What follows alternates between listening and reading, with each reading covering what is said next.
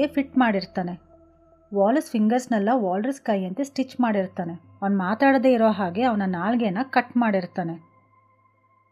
Allison ಮತ್ತು teddy ಕ್ಯಾನಡಾಗೆ reach ಆಗಿ ವಾಲಸ್ನ ಹುಡುಕ್ತಾ ಇರ್ತಾರೆ. ಆದರೆ ಇಲ್ಲಿ ವಾಲಸ್ ಒಂದು ದೊಡ್ಡ ವಾಲ್ರಸ್ ಆಗಿ ಹೋವರ್ಡ್ ಅವನ ಮಿಸ್ಟರ್ ಟಸ್ಕ್ ಅಂತ ಕರಿತಾ ಇರ್ತಾನೆ. ಮಿಸ್ಟರ್ ಟಸ್ಕ್ಗೆ ಸ್ವಿಮ್ ಮಾಡೋ ಟ್ರೈನಿಂಗ್ ಕೊಡೋಕ್ಕೆ ಶುರು ಮಾಡ್ತಾನೆ.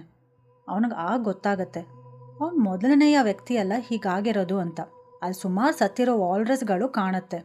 ಅದೇ ಸಮಯಕ್ಕೆ ಆಲಿಸನ್ ಮತ್ತು ಟೆಡ್ಡಿ ಒಂದು ಎಕ್ಸ್ಕಾಪ್ನ ಮೀಟ್ ಮಾಡ್ತಾರೆ. ಅವನು ಹೋವರ್ಡ್ನ ತುಂಬ ಸಮಯದಿಂದ ಹುಡುಕ್ತಾ ಇರ್ತಾನೆ.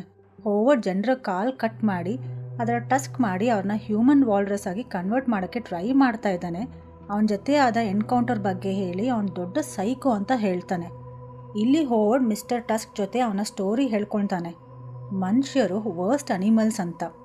ಮಿಸ್ಟರ್ ಟಸ್ಕ್ಗೆ ರಾ ಫಿಶ್ ಕೊಡ್ತಾನೆ. ಅವನು ತಿಂತಾನೆ.